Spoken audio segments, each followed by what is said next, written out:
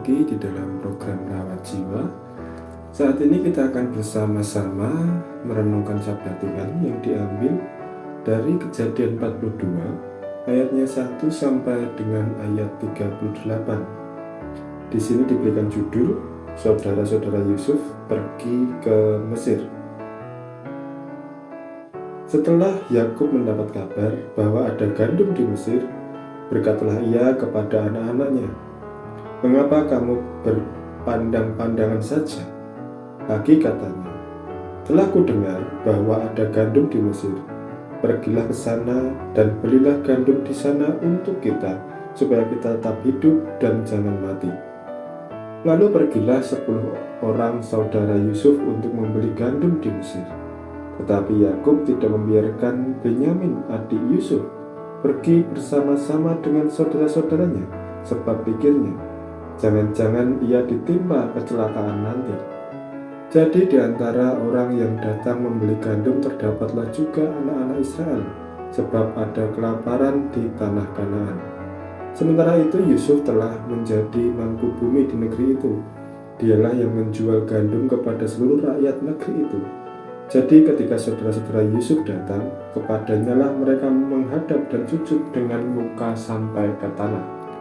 Ketika Yusuf melihat saudara-saudaranya, segeralah mereka dikenalnya, tetapi ia berlaku seolah-olah ia seorang asing kepada mereka. Ia menegur mereka dengan membentak, katanya, "Dari mana kamu?"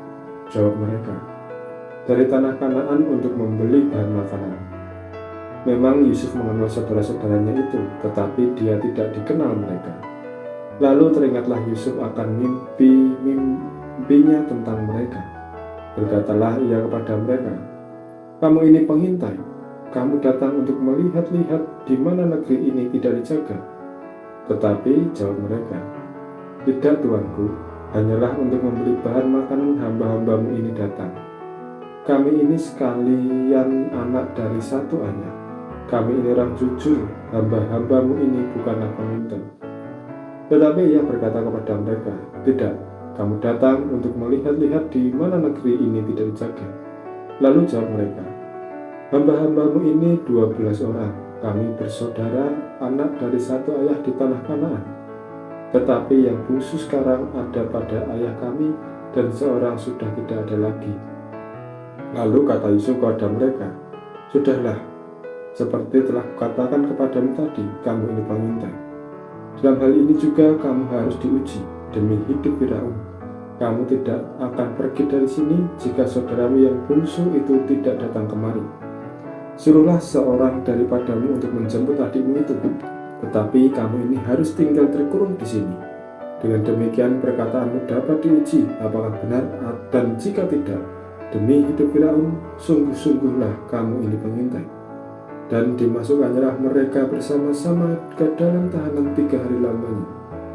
Pada hari yang ketiga berkatalah Yusuf kepada mereka, "Buatlah begini, maka kamu akan tetap hidup. Aku takut akan Allah.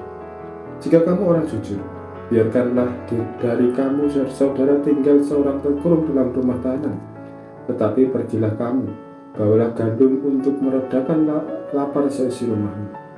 Tetapi saudaramu yang bungsu itu harus kamu bawa kepadaku, supaya perkataanmu itu ternyata benar dan kamu jangan mati." Demikianlah diperbuat mereka. Mereka berkata seorang kepada yang lain, "Betul-betullah kita menanggung akibat dosa kita terhadap adik kita itu. Bukankah kita melihat bagaimana sesak hatinya ketika ia memohon belas kasihan kepada kita, tetapi kita tidak mendengarkan permohonannya. Itulah sebabnya kesesakan ini menimpa kita."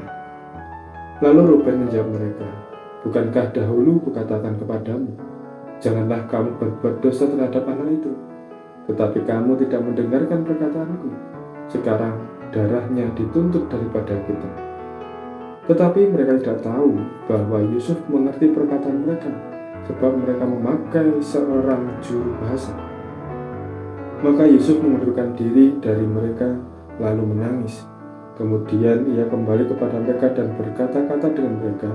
Ia mengambil Simeon dari antara mereka, lalu disuruh dibelenggu di depan mata mereka. Sesudah itu Yusuf memerintahkan bahwa tempat gandum mereka akan diisi dengan gandum dan bahwa uang mereka masing-masing akan dikembalikan ke dalam karungnya, serta bekal mereka di jalan akan diberikan kepada mereka. Demikianlah dilakukan orang kepada mereka itu. Sesudah itu mereka memuat gandum itu ke atas keledai mereka, lalu berangkat dari situ. Ketika seorang membuka karungnya untuk memberi makan keledainya di tempat bermalam, dilihatnya lah uang ada di dalam mulut karungnya. Katanya kepada saudara-saudaranya, "Uangku dikembalikan, lihat, ada dalam karungku." Lalu hati mereka menjadi tawar dan mereka berpandang-pandangan dengan gemetar serta berkata, "Apakah juga yang diperbuat Allah terhadap kita?" Ketika mereka sampai kepada Yakub ayah mereka di tanah Kanaan, mereka menceritakan segala sesuatu yang dialaminya. Katanya, "Orang itu, yakni yang menjadi tuan atas negeri itu, telah menegur kami dengan membentak dan memperlakukan kami sebagai peminta negeri itu. Tetapi kata kami kepadanya, kami orang jujur, kami bukan pengintai. Kami 12 orang bersaudara, anak-anak ayah kami, seorang sudah tidak ada lagi dan yang bungsu ada sekarang pada ayah kami di tanah Kanaan." Lalu kata orang itu, yakni yang menjadi tuan atas negeri itu, kepada kami, "Dari hal ini aku akan tahu apakah kamu orang jujur. Dari kamu bersaudara haruslah kamu tinggalkan seorang padaku. Kemudian bawalah gandum untuk meredakan lapar seisi rumahmu dan pergilah. Lalu bawalah kepadaku saudaramu yang bungsu itu, maka aku akan tahu bahwa kamu bukan pemintai, tetapi orang jujur. Dan aku akan mengembalikan saudaramu itu kepadamu, dan bolehlah kamu menjalani negeri ini dengan bebas." Ketika mereka mengosongkan karungnya, tampaklah ada pundi-pundi uang masing-masing dalam karungnya. Dan ketika mereka beserta ayah mereka melihat pundi-pundi uang itu, ketakutanlah mereka. Dan Yakub ayah mereka berkata kepadanya, "Kamu membuat aku kehilangan anak-anakku. Yusuf tidak ada lagi, dan Simeon tidak ada lagi. Sekarang Benyamin pun hendak kamu bawa juga. Aku inilah yang menanggung segala-galanya itu." Lalu berkatalah Ruben kepada ayahnya, "Kedua anakku laki-laki boleh engkau bunuh, jika ia tidak ku bawa kepadamu. Serahkanlah dia ke dalam tanganku, maka dia akan kubawa kembali kepadamu." Tetapi jawabnya, "Anakku itu tidak akan pergi ke sana bersama-sama dengan kamu, sebab kakaknya telah mati dan hanya dialah yang tinggal.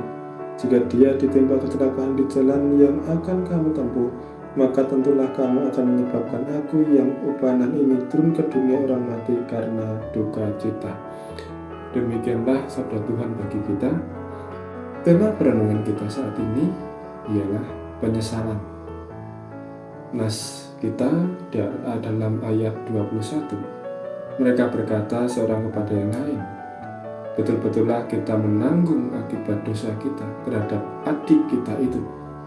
Bukankah kita melihat bagaimana sesak hatinya ketika ia memohon belas kasihan kepada kita, tetapi tidak mendengar permohonannya. Itulah sebabnya kesesakan ini menimpa kita." Kelaparan terjadi di mana-mana, termasuk di Kanaan, di mana Yakub dan keluarganya tinggal. Yakub mendengar di Mesir banyak gandum dan menyuruh semua anak-anaknya untuk membeli gandum di Mesir kecuali yang bungsu Benyamin. Maka berangkatlah mereka ke Mesir. Yakub tidak mengizinkan anaknya yang bungsu Benyamin untuk ikut serta dengan mereka. Sesampainya di Mesir, mereka menghadap mangku bumi Mesir dan mengutarakan kedatangan mereka untuk membeli gandum.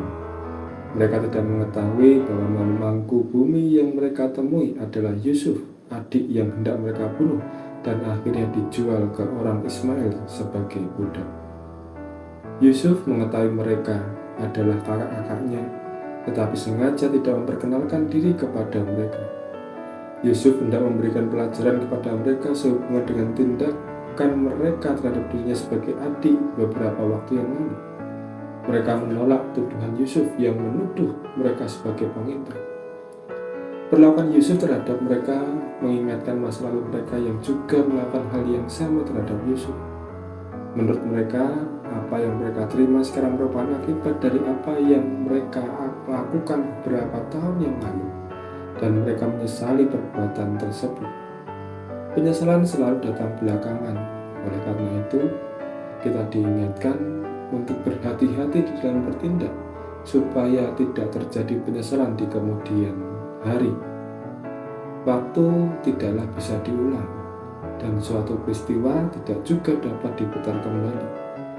Bertindaklah berdasarkan firman Tuhan, bijaklah dalam menentukan sikap, dan berpikirlah sebelum melakukan sesuatu.